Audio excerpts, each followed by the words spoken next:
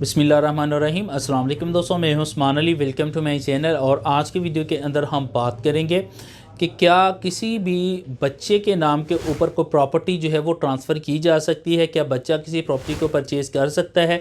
इसी तरह से जिस तरह से माँ बाप हैं वो प्रॉपर्टी जो है वो अपने बेटों को या बेटियों को हिबा कर देते हैं, गिफ्ट कर देते हैं।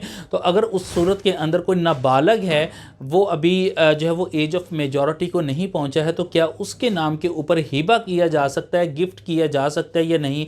आज की वीडियो के अंदर हम देखेंगे। तो मौजू की तरफ जाने से पहले सब दोस्तों से गुजारिश है कि अगर आपने अभी तक हमारे यूट्यूब चैनल को सब्सक्राइब नहीं किया है तो वीडियो के नीचे एक रेड कलर का सब्सक्राइब का बटन आ रहा होगा, उसके ऊपर क्लिक करके सब्सक्राइब कर लीजिएगा और साथ बेल आइकन को भी दबा दीजिएगा ताकि जब भी हमारी कोई लेटेस्ट वीडियो आए तो उसके नोटिफिकेशन आप तक पहुंचते रहें। देखिए, कोई भी शख्स है, अगर कोई भी वो एग्रीमेंट कर रहा है या किसी एग्रीमेंट के अंदर इंटर हो रहा है या कोई डील कर रहा है, तो उस सूरत के अंदर जो है वो उसको अडल्ट होना जो है वो ज़रूरी है। और इसी तरह से जो है वो साउंड माइंड होना चाहिए। किसी कोर्ट ने जो है वो उसको इनकम्पिटेंट ना करार दिया हो। इसके अलावा फ्री ऑफ कॉन्सेंट होना चाहिए, कोई इंड्यू इन्फ्लुएंस नहीं होनी चाहिए। तो बहुत सारे जो इंग्रेडिएंट्स हैं कॉन्ट्रैक्ट के हवाले से वो कॉन्ट्रैक्ट एक्ट के अंदर डिफ़ाइन किए गए हैं।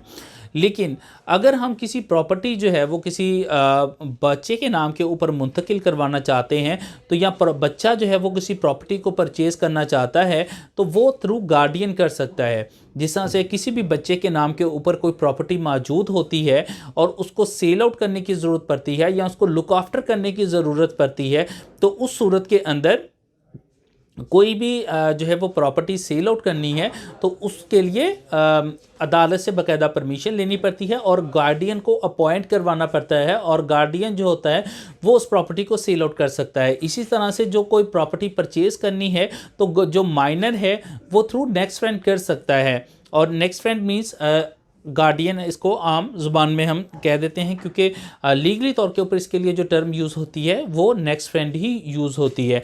तो थ्रू गार्डियन जो है वो अपनी प्रॉपर्टी जो है वो परचेज़ कर सकता है। उसका कोई भी अगर बेशक कोर्ट से अगर अभी अपॉइंट नहीं हुआ है तो उसका जो नेचुरल गार्डियन है, जो कि बाप है और माँ, दोनों में से कोई भी शख्स जो है वो एज अ नेचुरल गार्डियन जो है वो उसकी जगह पेश होके जो है वो अब उसके नाम के ऊपर प्रॉपर्टी जो है वो मुंतकिल की जा सकती है।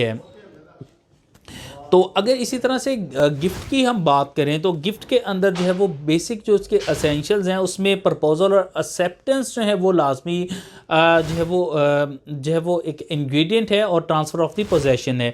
तो ये तीन मेन इंग्रेडिएंट्स हैं। तो उस सूरत के अंदर भी जो है वो किसी भी माइनर के नाम के ऊपर अगर प्रॉपर्टी जो है वो गिफ्ट करनी है तो उस सूरत के अंदर भी जो है वो आपको गार्डियन जो है वो उसका पेश होना जो है वो ज़रूरी है।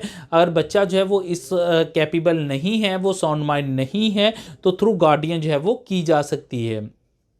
तो इस मौजू से मुतल्लिक़ अगर आपका कोई सवाल है तो आप वीडियो के नीचे कमेंट करके पूछ सकते हैं। थैंक फॉर वॉचिंग एंड अल्लाह हाफिज़।